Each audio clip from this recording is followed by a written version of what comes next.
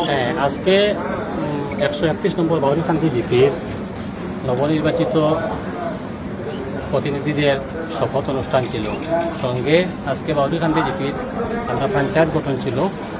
আজকে আমরা এখানে 6 জন মেম্বার উপস্থিত হয়েছি, 4 জন এখানে আইতে পারবেন না। এটা কারণে আইসুন না, এটা আমরা জানি না। 6 জন আমরা আইসি। আইতে দেখা গেছে পঞ্চায়েত অ্যাক্টর একটা নিয়ম অনুযায়ী দেখা যায় যে মিনিমাম 7 জন মেম্বার প্রেজেন্ট হইতে লাগে, কিন্তু পঞ্চায়েত গঠন করতে 6 জন হইলেও হয়।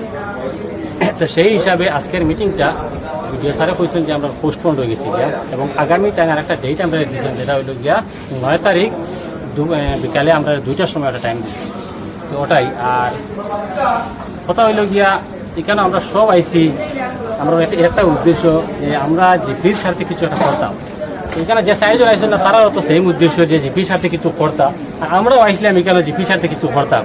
যেহেতু আজকের বডিটা ফরমেশন হয়েছে না, ডিলে হয়ে গেছে গিয়া, তো ওইটা আগামী দিনে হইব। আর আমি আশাবাদী আজকে যদিও তারা আইসেন না, আগামী মিটিংও তারা সবও আইবা।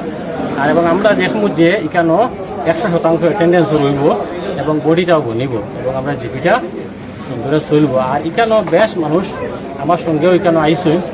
আজকে এখানেও হামিদা বেগম মজুমদারের নামটা প্রস্তাব করা হয়েছে পঞ্চায়েত হিসাবে। তো বডি হয়েছে না হিসাবে তো এটা আজকে আর মানে কার্যকরী হয়েছে না।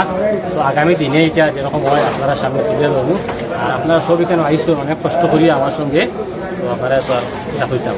ধন্যবাদ জানাইয়া। আর ঠিক আছে, আমরা যেটা আগামী দিনে যেটা আপডেট হইব এটা আপনারা তুলে ধরবো। আর ওটা ঠিক আছে।